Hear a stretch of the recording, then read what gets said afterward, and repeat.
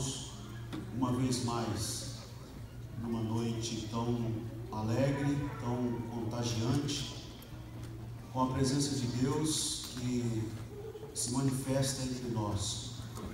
E tivemos aqui uma madrugada abençoada, na presença de Deus, com louvores, com adoração, com a pregação da palavra de Deus, e saímos daqui verdadeiramente tocados e abençoados por Deus.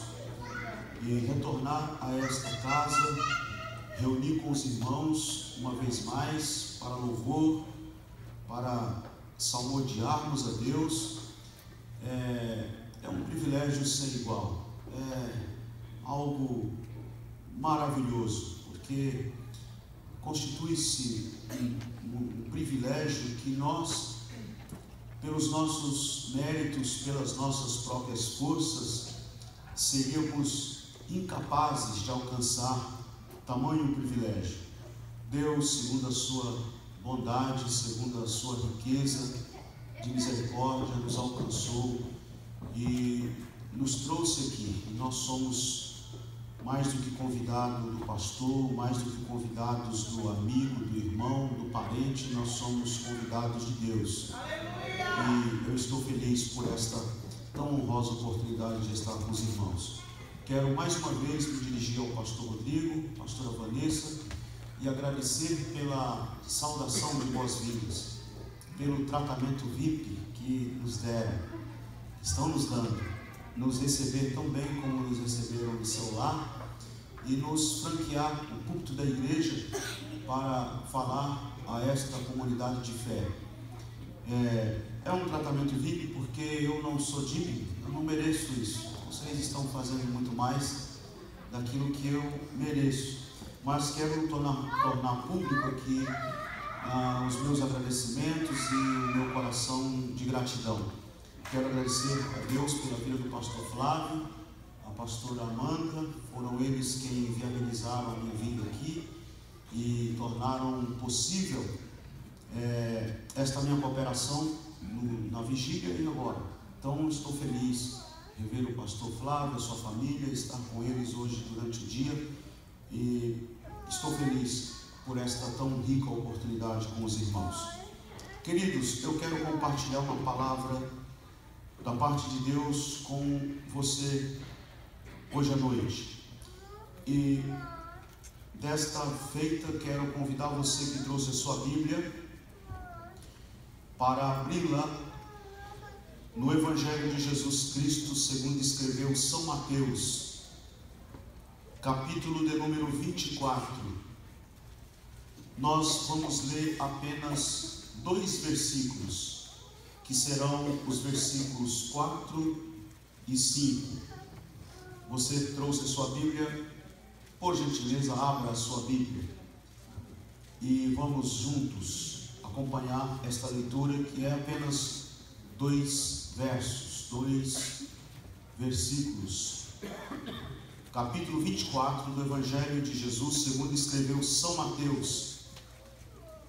Capítulo 24 de Mateus, versículos 4 e 5.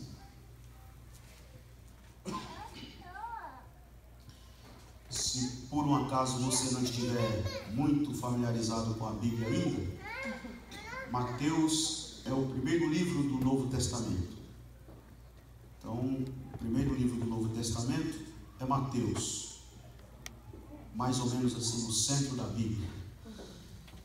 Capítulo 24, versículos de número 4 e 5. Diz assim: E ele lhes respondeu: Vede que ninguém vos engane, porque virão muitos em meu nome, dizendo: Eu sou o Cristo, e enganarão a muitos. Vamos ler de novo esse texto? Tem coragem? Estão animados? Dá para ler? 1, 2, 3.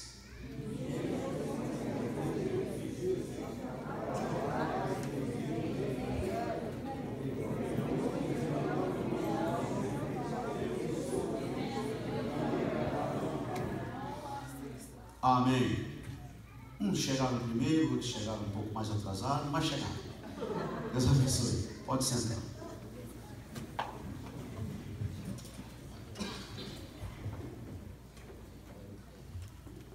Eu quero começar este simples sermão hoje à noite fazendo a seguinte pergunta: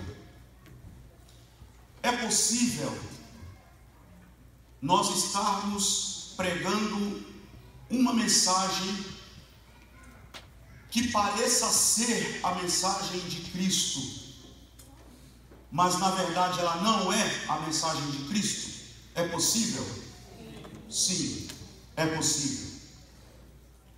É possível nós estarmos falando de Jesus, mas no fundo, nós estamos tão longe, tão afastados de Jesus, que nós não estamos de verdade falando de Jesus? Sim, é possível. Por que é possível? Queridos, nós estamos há mais de 2000 anos de história, desde que Jesus esteve aqui, desde que Ele andou nesta terra, desde que Ele esteve entre os homens, desde que Ele nasceu de uma virgem na cidade de Belém, numa simples manjedoura. Já se passaram mais de 2000 anos de história. E eu fico impressionado como que um homem que nasceu há mais de 2000 anos de história, há mais de 2000 anos atrás, como que este homem que nasceu há mais de 2000 anos, nas regiões mais remotas da Palestina, num lugarejo sem expressão, num mundo e numa cultura e numa realidade totalmente longe dos grandes avanços tecnológicos que nós conhecemos hoje no ambiente pós-moderno. Como que esse homem, que não escreveu uma só linha, não deixou nada escrito, não produziu nada na dimensão da literatura, como que um homem, esse Jesus, que viveu num lugar absolutamente distante do nosso, numa cultura totalmente afastada da nossa, como que esse homem Jesus, que não, como eu disse, deixou nenhuma linha sequer escrita, viajou alguns quilômetros a pé, mas não saiu do seu país, não saiu das regiões por onde ele mesmo foi criado, e exerceu o seu ministério, trabalhou e viveu a sua vida durante o período que esteve entre os homens. Como que esse homem conseguiu a façanha de se perpetuar na história? Mais do que se perpetuar na história, ele conseguiu dividir a história da humanidade entre o antes e o depois. Em qualquer livro que você for ler, seja de história, filosofia, teologia, sociologia, psicologia, física, química, qualquer livro que você for ler, seja produzido por um ateu, por um teólogo, por um filósofo, por um psicólogo, por um pedagogo, seja quem quer que seja que produziu tal livro que você estiver lendo, sempre que o autor se referir a um evento que fora antes, a sigla AC, antes de Cristo, vai aparecer lá. E sempre que ele se referir a qualquer evento na história que foi depois de Cristo, a sigla DC, depois de Cristo, vai aparecer lá. Nietzsche, por mais influente que foi na história da filosofia, mas você nunca leu e nunca vai ler antes de Nietzsche ou depois de Nietzsche. Karl Marx, por mais influente que foi na história da sociologia, mas você nunca vai ver nada escrito antes de Karl Marx ou depois de Karl Marx. Nem um grande filósofo, nem um grande teólogo, nem um grande psicólogo, nem um grande sociólogo teve a façanha que teve Jesus Cristo, de dividir a história da humanidade entre o antes e o depois. Ele, além de se perpetuar na história, dividir a história da humanidade entre o antes e o depois. Eu fico impressionado ainda, como que já se passaram mais de 2000 anos desde que ele esteve aqui, e ainda ele é o tema principal nos principais debates e nas mais fervorosas discussões. Ele ainda divide opiniões entre teólogos, filósofos, ateus, acadêmicos. Ele ainda é o tema nos corredores das grandes universidades. Ele ainda é o centro da história. Ele ainda continua provocando ódio daqueles que o detestam, mas continua provocando sensibilidade e amor no coração dos que o amam. Ele ainda continua sendo o auge da história, o principal personagem e a pessoa mais magnífica que o universo já conheceu. Eu fico impressionado com a beleza desse Jesus, com a grandeza desse Jesus, que já se passaram mais de 2000 anos de história desde que ele esteve aqui, e ele ainda continua na boca da criança, continua na mente da mãe aflita que clama pelo filho, continua na beleza da poesia do poeta e continua no encanto de uma música celebrada nas caladas da noite. Eu fico impressionado como que homens passaram na história, foram apenas um vulto, por mais que o seu nome foi destaque, por mais que eles na história da humanidade deixaram seu legado, e por mais que na história da humanidade o seu nome seja citado, mas de todos o nome dele se sobressai, de todos o nome dele ainda continua acima de todo o nome. Homens falaram contra ele, homens ousaram dizer contra ele, como o famoso cantor da banda Os Beatles na Inglaterra, que chegou a afirmar: nós temos mais seguidores do que Jesus e somos mais populares do que Jesus. A famosa frase do John Lennon. Homens como Voltaire chegou a dizer que a Bíblia, não mais do que 100 anos, iria virar uma peça de museu, e Jesus desapareceria da história e ninguém falaria mais do seu nome. Há muito tempo Voltaire já não está mais entre os homens, e a Bíblia continua sendo best-seller mundial, e o nome de Jesus continua sendo adorado no céu,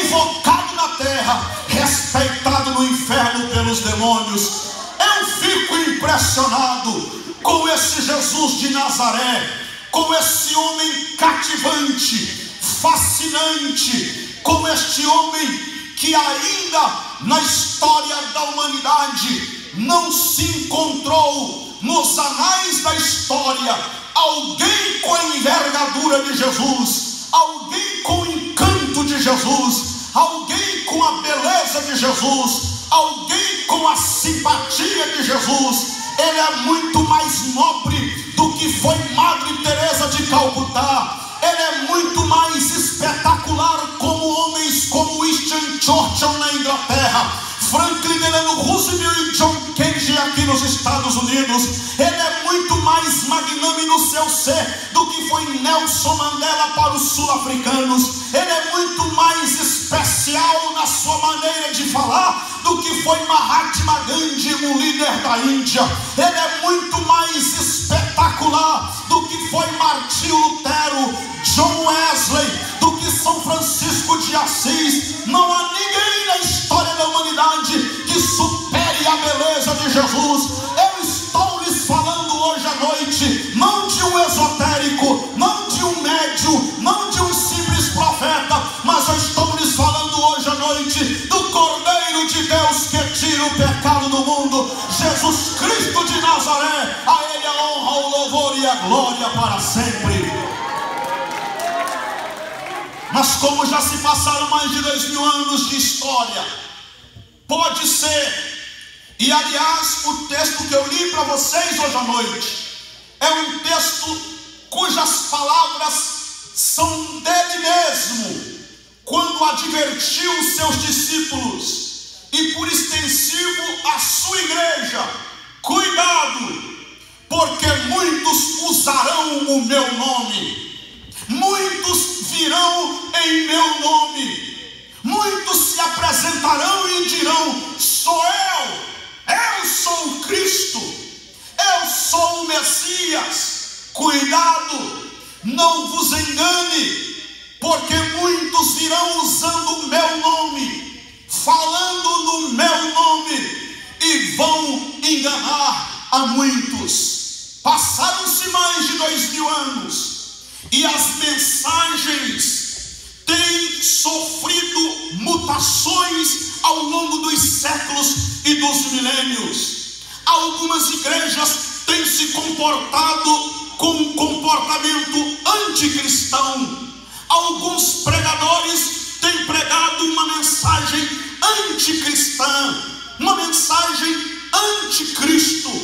Anticristo na Bíblia não será só um líder político que está jogado na conta da escatologia futurística. Anticristo na Bíblia não será só o personagem que se levantará para dominar a terra, para implantar o seu governo único e mundial.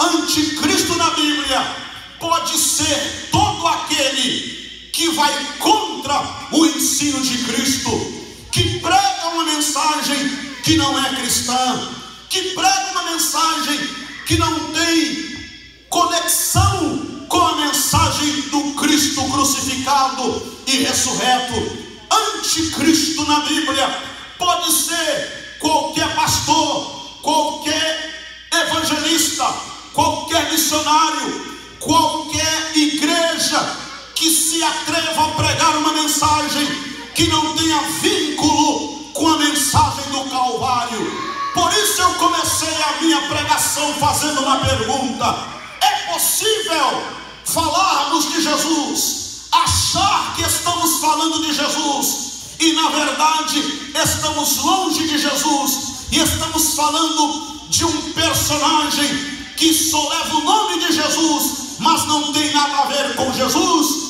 É possível, porque se nós não olharmos para o conteúdo da mensagem de Cristo, para reprisarmos, assumirmos a responsabilidade de reprisarmos, de repetirmos, repregarmos nada mais, nada menos do que tudo aquilo que Jesus pregou e ensinou. Nós estaremos falando de outra coisa, nós estaremos falando de outro Cristo, nós estaremos falando de outro Jesus, e não estaremos falando do Jesus da Bíblia, do Jesus do Evangelho.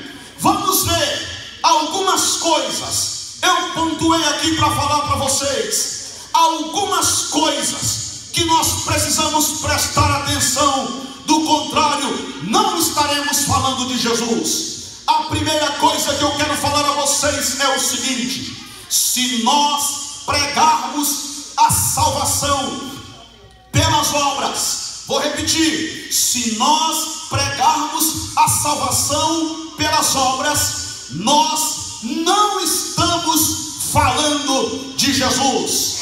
Repetindo, se pregarmos salvação pelas obras, nós não estamos falando de Jesus. Por que não? Abra sua Bíblia comigo na carta que Paulo escreveu aos Efésios. Epístola aos Efésios, capítulo de número 2, versículo de número 8. Carta do apóstolo São Paulo aos Efésios, capítulo 2, versículo de número 8. Ouçam o que diz: porque pela graça sois salvos mediante a fé, e isto não vem de vós, é dom de Deus, não de obras, para que ninguém se glorie, pois somos feitura dele, criados em Cristo Jesus para boas obras, as quais Deus de antemão preparou para que andássemos nela. Paulo já advertiu a igreja de Éfeso e disse: vocês são salvos, mas não é porque vocês são bonzinhos.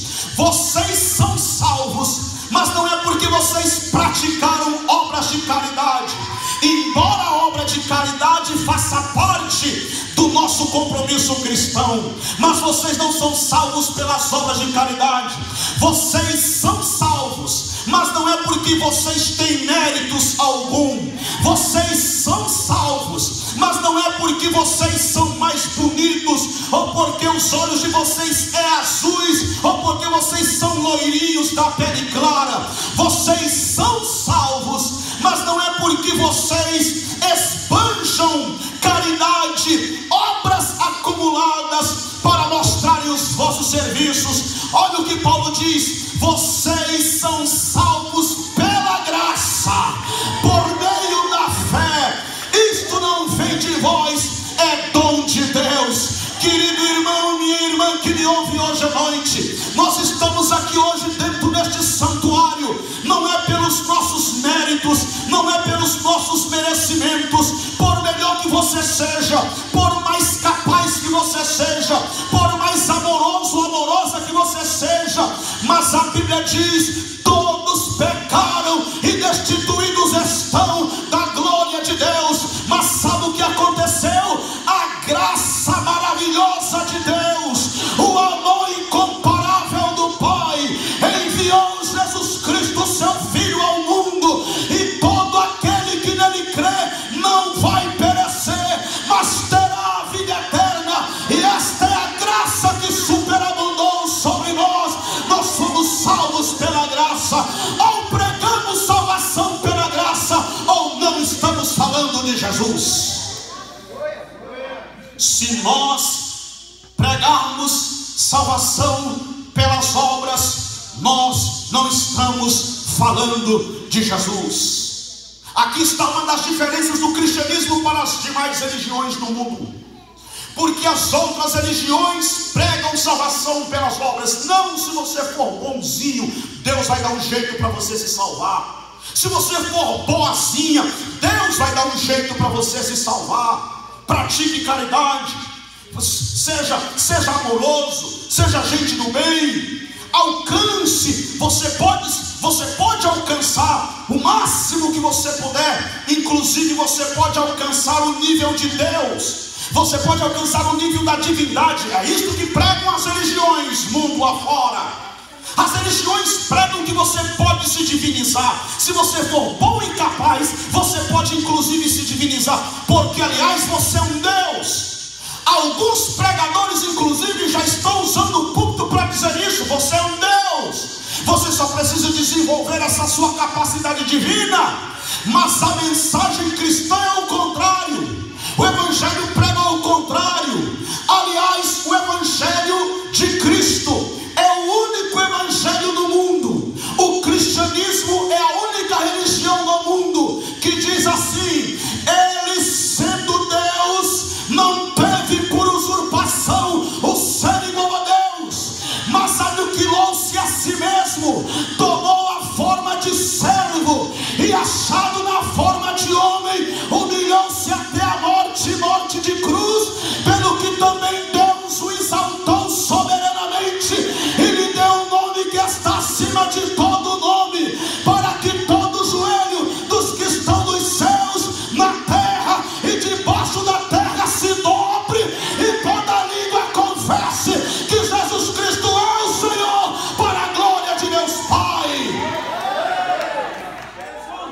Leonardo Boff, um teólogo brasileiro, falou a mais célebre frase que eu já pude ouvir na minha contemporaneidade.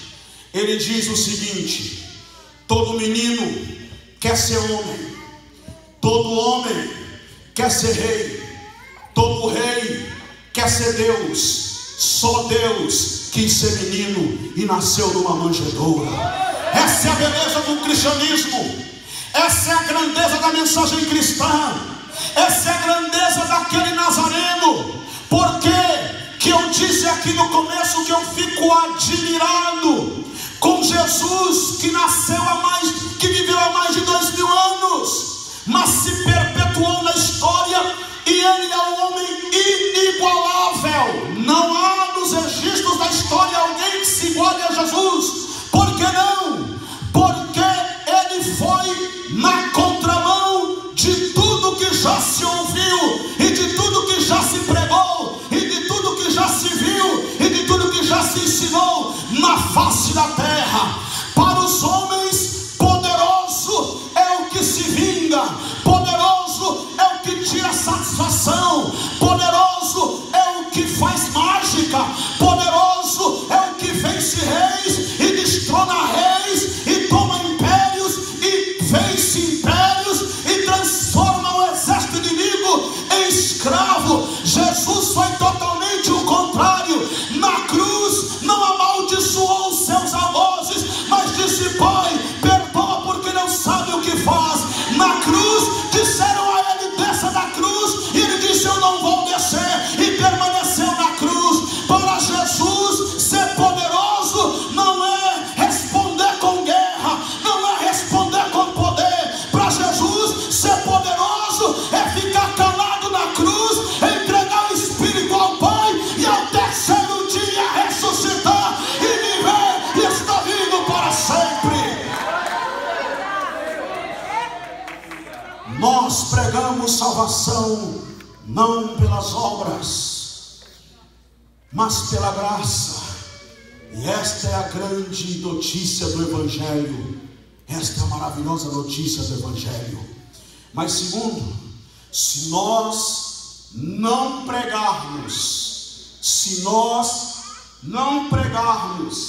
a mensagem da cruz, não estamos falando de Jesus. Se nós não pregarmos a mensagem da cruz, nós não estamos falando de Jesus.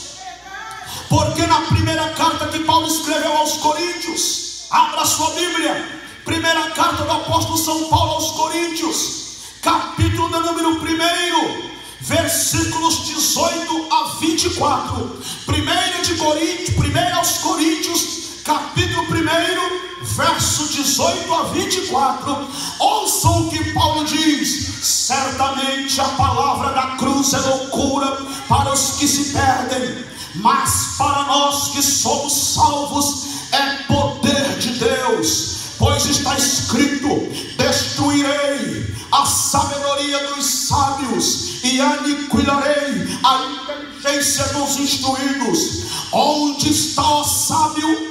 Onde está o sábio? Onde está o escriba?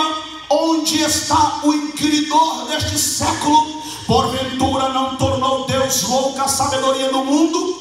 Visto como a sabedoria de Deus o mundo não o conheceu com a sua própria sabedoria, aprove a Deus salvar os que creem pela loucura da pregação. Porque tanto os judeus pedem sinais, como os gregos buscam sabedoria, mas nós pregamos a Cristo crucificado, escândalo para os judeus, loucura para os gentios. Mas para os que foram chamados, tanto judeus como gregos, pregamos a Cristo, poder de Deus e sabedoria de Deus. Queridos, a igreja só é uma igreja legitimamente cristã se esta igreja pregar a mensagem da cruz. Um pregador só é um pregador legítimo se esse pregador pregar a mensagem da cruz. Um pastor só é um pastor legítimo se este pastor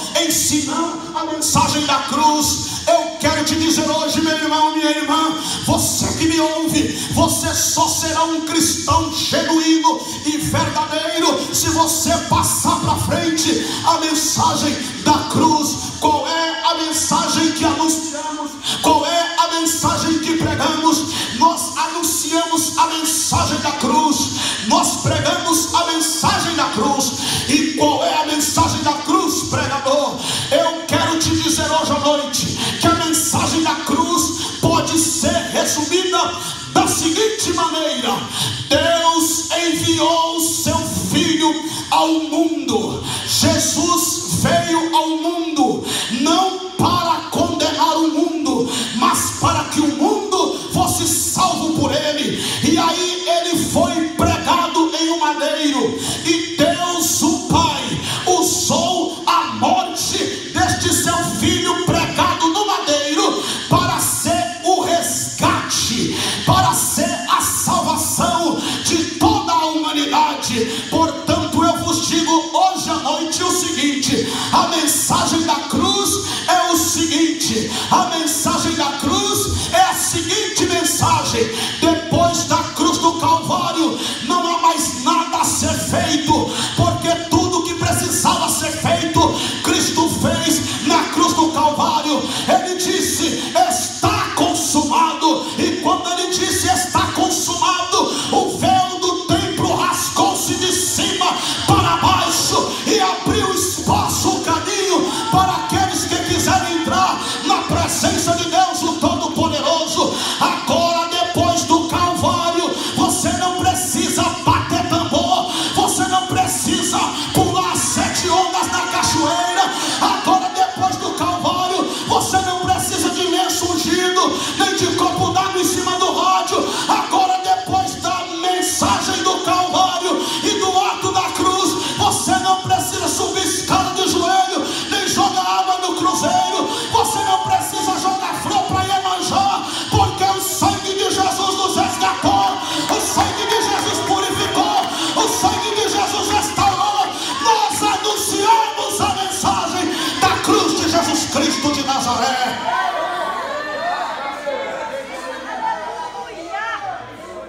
Paulo diz: é loucura para os que perecem, mas para nós que somos salvos é o poder de Deus. Na primeira carta de Paulo aos Coríntios, capítulo 2, versículo 2, Paulo diz o seguinte à igreja de Corinto: eu decidi nada saber entre vós, a não ser Jesus Cristo e este crucificado. Este é o tema do bom pregador: Cristo e este crucificado. Queridos irmãos, as igrejas evangélicas estão se afastando muito desta mensagem. No nosso Brasil, infelizmente, está acontecendo um movimento evangélico no Brasil.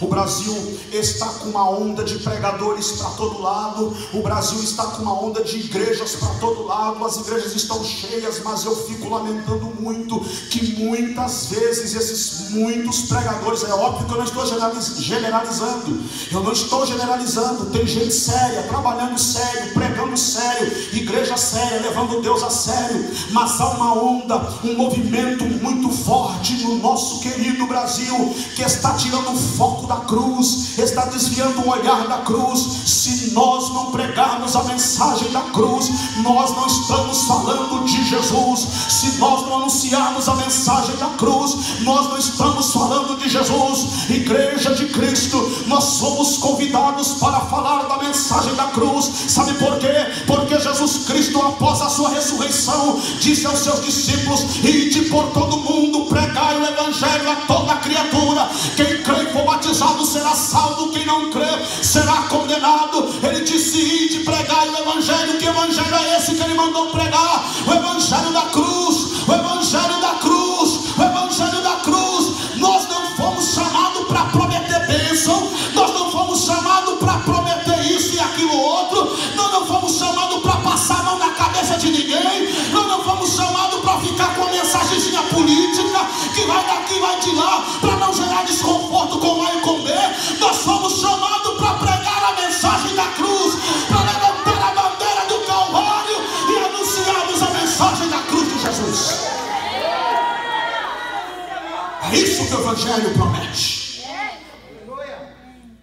É isso que o Evangelho promete.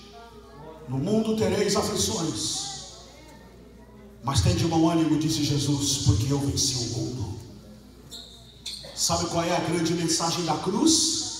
A grande mensagem da cruz não é que 2016 vai ser um ano redondinho, sem problema, que você vai passar assim, ó, tirei de letra. Não. A mensagem da cruz é que em 2016 você pode até ir para a cruz, mas Jesus está com você. A mensagem da cruz não é que você vai passar na vida sem dificuldades, sem problemas e sem tribulações. Essa mensagem não é a mensagem de Cristo. Essa mensagem não é a mensagem do Evangelho. A mensagem de Jesus, a mensagem do Evangelho, a mensagem da cruz é que você vai passar na vida, e a vida vai vir para cima de você com tudo, de bom e de ruim. Ela vai vir para cima de você com tudo, mas em toda e qualquer circunstância, seja ela qual for, permaneça firme, porque Jesus estará do teu lado e Ele te dará a vitória. A gente gosta muito de citar aquele texto de Paulo lá em Filipenses, né? Posso tudo naquele que me fortalece. Oh, como a gente gosta. Posso tudo naquele. Mas vocês já leram o contexto? Vocês já leram o contexto de Filipenses? Quando Paulo diz estas palavras? Abra sua Bíblia na carta que Paulo escreveu aos Filipenses. Vamos ver qual é o contexto destas palavras do apóstolo São Paulo. Veja bem o que ele vai dizer para nós aqui.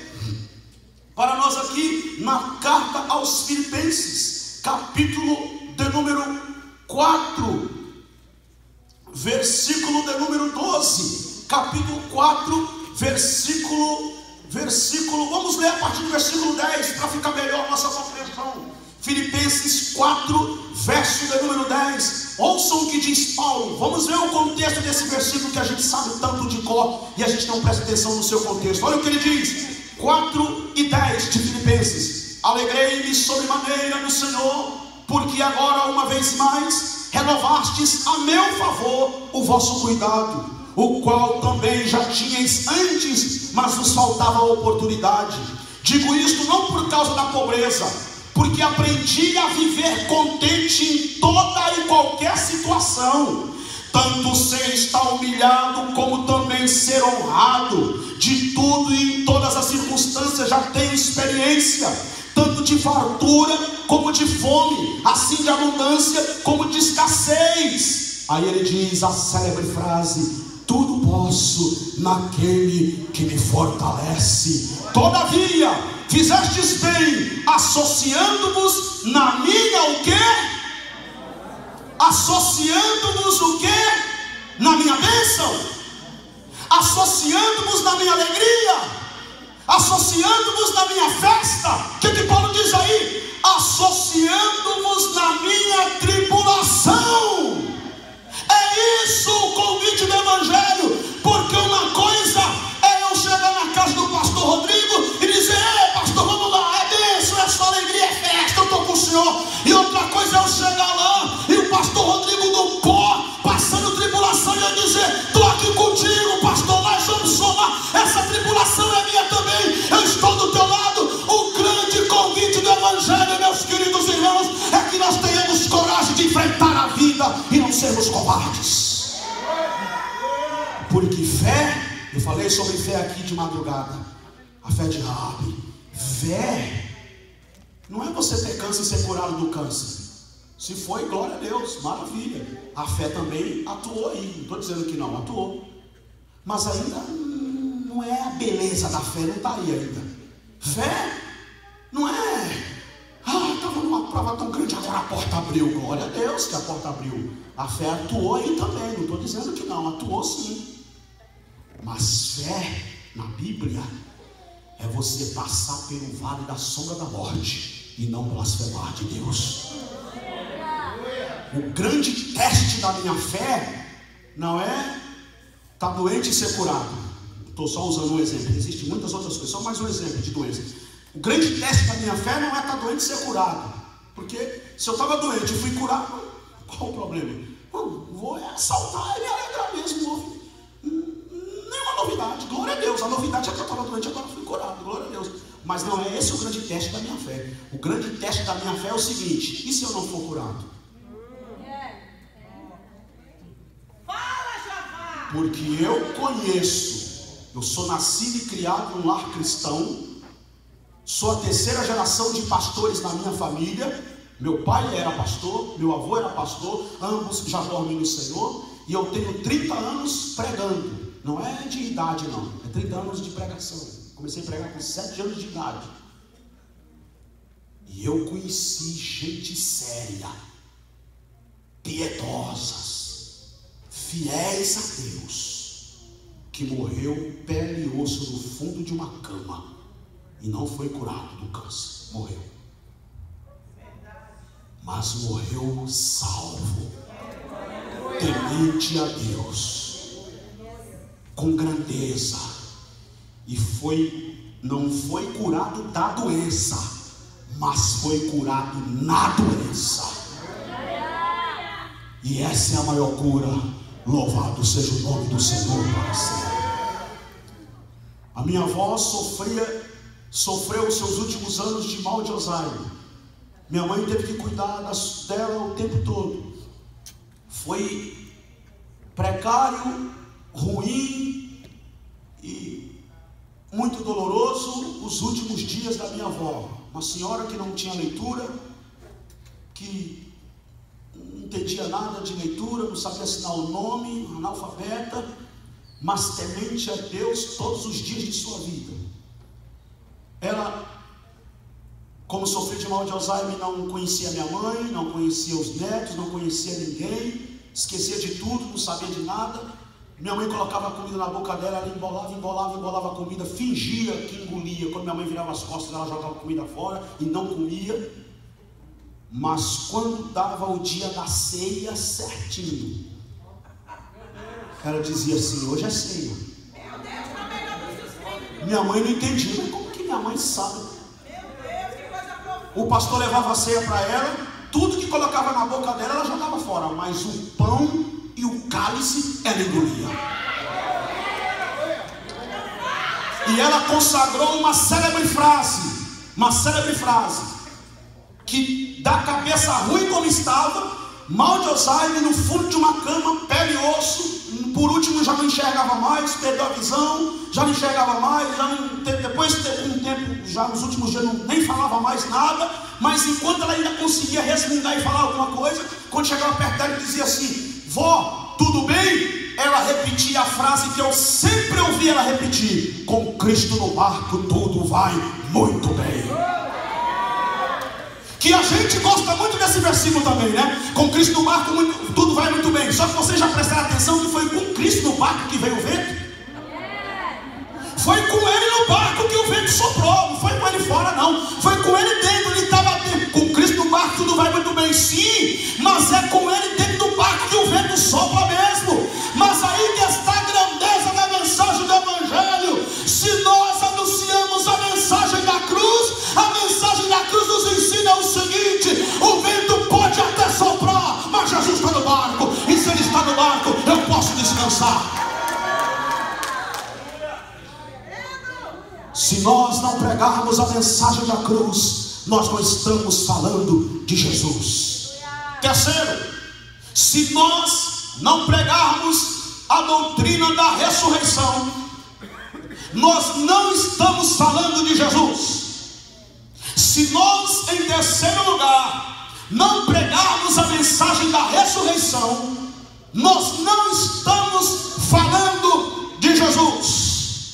Abra sua Bíblia uma vez mais, na primeira carta que o apóstolo São Paulo escreveu aos Coríntios. Primeira carta de Paulo aos Coríntios, capítulo de número 15. Primeira carta do apóstolo São Paulo aos Coríntios, capítulo de número 15. Vejam o que diz o versículo de número 1. Primeiro de Paulo aos Coríntios, capítulo 15, verso 1. Ouçam, irmãos, venho lembrar-vos o evangelho que vos anunciei, o qual recebestes e no qual ainda perseverais. Por ele também sois salvos, e se revestirdes a palavra tal como vô-la preguei, Deixa eu ler de novo. Por ele também sois salvos, se retiverdes a palavra tal como vou-la preguei, a menos que tenhais crido em vão.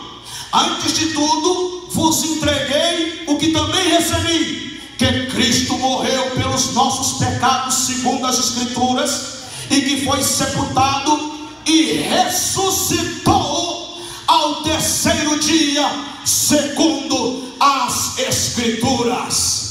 Olha o que ele diz ainda no verso de número 5. Apareceu a Cefas, depois aos 12. Cefas aqui é Pedro, tá? É o mesmo Pedro. Depois aos 12. Depois foi visto por mais de 500 irmãos de uma só vez, dos quais a maioria sobrevive até agora, porém alguns já dormem. Paulo prega a doutrina da ressurreição e sustenta que Cristo morreu, foi sepultado, mas ressuscitou e vive para todo sempre. Porque foi que Paulo pregou esta mensagem na igreja de Corinto. Porque deixa eu dizer a vocês, na igreja de Corinto estava acontecendo um movimento de algumas pessoas que não estavam acreditando em ressurreição. Algumas pessoas estavam até pregando, ensinando que os mortos não ressuscitam. Isso é história, isso é conversa fiada de Paulo, isso é invenção da cabeça de Paulo. Os mortos não ressuscitam. Aí Paulo escreveu a primeira carta aos Coríntios, e o capítulo 15 inteiro ele tratou acerca da doutrina da ressurreição. E aí quando chega no versículo de número 12, ele diz o seguinte: ora, se é corrente pregar-se que Cristo ressuscitou dentre os mortos, como pois afirmam alguns de vocês que não há ressurreição de mortos? Paulo pergunta para eles: como que vocês andam dizendo aí que os mortos não ressuscitam? Aí Paulo diz: se os mortos não ressuscitam, então também Cristo não ressuscitou. E se Cristo não ressuscitou, é inútil a nossa pregação e é vã a fé de vocês. Aí quando chega no versículo de número 20, Paulo faz a seguinte afirmação e diz: mas de fato Cristo ressuscitou dentre os mortos, sendo ele a primícia dos que dormem. E porque ele vive, eu posso crer no amanhã. Aí quando ele chega no versículo 51 e 52, Paulo diz assim: irmãos, na verdade, eis que eu vos digo um mistério. Na verdade, nem todos dormiremos, mas todos seremos transformados no momento, num abrir e fechar de olhos, ao som da última trombeta. Porque a trombeta soará, os mortos ressuscitarão incorruptíveis e nós seremos transformados.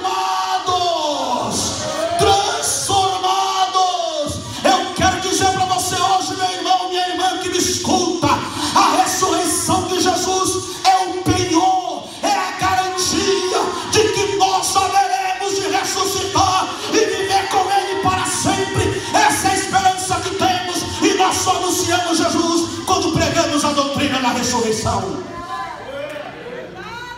Se você falar do nascimento de Jesus, você está falando só do nascimento de Jesus.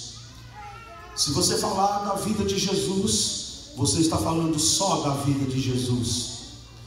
Se você falar da morte de Jesus na cruz, você está falando da morte de Jesus na cruz. Se você falar do sepultamento de Jesus, você está falando do sepultamento de Jesus. Mas se você pregar a ressurreição de Jesus, você está falando do seu nascimento, vida, obra, morte e ressurreição. Ele vive, e porque ele vive eu posso crer no amanhã. Ele vive, e porque ele vive nós podemos crer no amanhã. É por isso que Paulo diz assim: você quer saber de uma coisa? Paulo dizendo: você quer saber de uma coisa? Eu agora estou dividido, não sei se é melhor eu partir ou se é melhor eu ficar. Mas por amor de vocês eu vou ficar mais um pouco aqui. Ninguém quer morrer, né? Mas Paulo tinha essa consciência. Ele sabia, se eu ficar, estou em Cristo. E ele diz, não mais vivo eu, mas Cristo vive em mim. Se eu partir, não estou em desvantagem, porque num desses dias a trombeta soará, os mortos ressuscitarão incorruptíveis, e nós seremos transformados. Ele vive, Ele vive. Essa é a mensagem cristã, essa é a mensagem do Evangelho. A sepultura está vazia, Cristo ressuscitou dentre os mortos. Buda não pode, no budismo não pode pregar a doutrina da ressurreição. Sabe por quê? Porque Buda não ressuscitou. No islamismo não dá para pregar a doutrina da ressurreição, porque Maomé não ressuscitou. No espiritismo não dá para pregar a doutrina da ressurreição, porque Allan Kardec não ressuscitou. No zoroastrismo também não dá, porque Zoroastro não ressuscitou. Em nenhum ismo do mundo dá para pregar, porque nenhum deles ressuscitaram. Mas no cristianismo a sepultura está vazia. Cristo vive, Cristo vive, Cristo vive. Ele vive para todo sempre. Louvado seja o seu nome.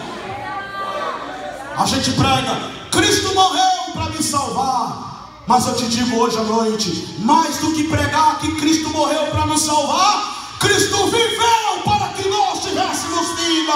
Comprou a nossa alma na cruz do Calvário pelo seu sangue derramado e nos deu vida pela sua ressurreição.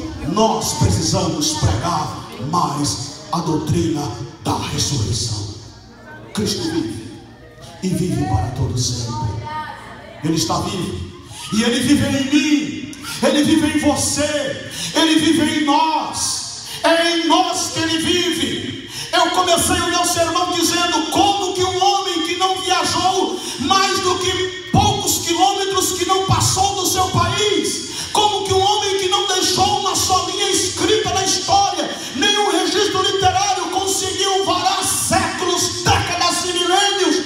Como? Aqui está o grande segredo, é que Ele vive para sempre e encarnou em nós, porque Ele vive em nós, Ele vive em você, Ele vive em mim, e nós somos a boca dele avisando ao mundo que Ele vive, Ele vive, Ele vive, Ele vive e vive para sempre. Eu não estou aqui criticando religião, até porque eu não sou um pregador de religião. Eu sou um pregador da mensagem do Cristo ressurreto. Mas eu devo vos dizer hoje à noite que o que torna o cristianismo inédito na história das religiões não é a sua coerência filosófica ou teológica, embora o cristianismo seja teológica e filosoficamente muito coerente, mas não é isso. O que torna o cristianismo inédito na história das religiões não é a sua ética ou a sua moral, embora ele seja uma boa referência moral e ética, mas também não é isso.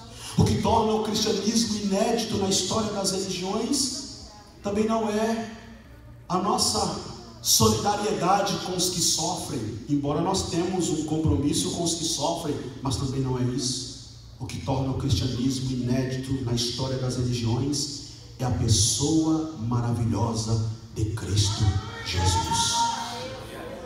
É nele, na pessoa dele, não é na doutrina dele, também não é na obra dele, é nele, na pessoa dele que se alicerçam todos os conteúdos da nossa fé. Na pessoa de Jesus Cristo. Nós vivemos por causa dele, nós existimos por causa dele. E aí é por isso que você vai ver na Bíblia, lá no Antigo Testamento, quando Deus chamou um homem por nome Moisés, o grande legislador de Israel, e Deus disse assim: Moisés, fale com o faraó. E Moisés diz: Deus, vou falar com o faraó, e o faraó vai querer saber em nome de quem eu estou falando com ele, ou qual é o Deus que me enviou a ele. E Deus respondeu para Moisés, ensinando a ele o que ele deveria falar, que vocês todos sabem, né? Como foi que Deus falou para Moisés falar com o faraó? Era para ele dizer o que? Quando o faraó perguntar quem é o seu Deus, ele dizia o quê? O eu sou. O eu sou mandou eu falar com você. Diga a ele: o eu sou enviou-me a ti. Mas esta frase eu sou é uma frase completa em si mesma. Eu sou o quê? Ou eu sou quem? Se eu ligar na sua casa e você me perguntar: alô, quem quem está falando? E eu do outro lado da linha responder, eu sou. Você vai dizer, eu sou quem? Eu sou. Não, mas eu sou quem? Se você não reconhecer a minha voz e eu não me identificar, no mínimo você vai desligar o telefone e vai dizer, me passaram um trote. Eu sou quem? Até hoje teólogos, rabinos, padres, eruditos, estudiosos se debruçam em cima desta frase para estudar o conteúdo dela. Eu sou o quê? Ou eu sou quem? É uma frase incompleta. E Deus perturbou as nações vizinhas de Israel ao longo da história só com esta frase: eu sou. E o faraó rindo. E eu não fico escandalizado com o faraó. Ele está certo, eu sou quem? E queria saber quem é esse eu sou. E os anos passaram. Os anos viraram décadas. As décadas viraram séculos. E aí Deus falou na boca de um profeta por nome Isaías. E Deus diz assim: Isaías, não se cale, lembre eles mais uma vez. Diga agora, Isaías. Isaías começou a profetizar: antes que houvesse dia, eu sou, e não há quem possa fazer escapar das minhas mãos. E operando eu, quem impedirá? Diz o Senhor dos Exércitos. E o eu sou foi varrendo a história. O eu sou foi permeando a história. Até que numa bela noite, enquanto todos dormiam, na calada da madrugada, apenas um punhado de pastores cuidando de ovelhas viram algo diferente do céu. Uma estrela brilhava, um coral de anjos cantavam. Era o anúncio do nascimento de Jesus. E Jesus chega na história. E Jesus começa o seu ministério. Lá pelas tantas, João começa a escrever um evangelho narrando alguns pontos da vida de Jesus. João é um evangelista que escreve mais propriamente os dias finais da vida de Jesus. Um pouco diferente de Mateus, Marcos e Lucas. João narra mais ou menos os dias finais, praticamente as vésperas da morte de Jesus. Ele conta relatos que os outros evangelistas inclusive não contaram. E é no evangelho de João que as reticências do eu sou de Deus do Antigo Testamento vão se completar na fala de Jesus no Novo Testamento. Porque se no Êxodo a pergunta foi, eu sou quem? Se durante os séculos e milênios a pergunta foi, eu sou quem? Nas palavras de João, quando escreve o seu evangelho, ele põe na boca de Jesus a resposta. Porque se a pergunta é, eu sou quem? No evangelho de João, Jesus responde, eu sou. Eu sou o quê? Que nós já estamos cansados de ouvir esse eu sou e não sabemos quem. Aí Jesus diz, eu vou responder agora, eu sou a ressurreição e a vida. Eu sou o pão vivo que desceu do céu. Eu sou a água da vida. Eu sou o bom pastor que dá a sua vida pelas ovelhas. Eu sou a porta, quem entrar por mim entrará e sairá e achará pastagem. Eu sou o caminho, eu sou a verdade, eu sou a vida, eu sou o que falo contigo, disse ele à beira do poço de Jacó, conversando com a mulher samaritana. Eu sou o que falo contigo, que é o Messias. Eu sou, mas não parou só por aí não. Não parou só por aí não. Lá pelas tantas, lá pelos anos 95 aproximadamente, João estava exilado na ilha de Patmos, preso por causa do evangelho. E lá na ilha de Patmos João disse, eu vi 7 castiçais de ouro, e no meio dos 7 castiçais de ouro eu vi ele tinha cabelos brancos como a lã, olhos como chama de fogo, um cinto de ouro cingido sobre os seus lombos, os pés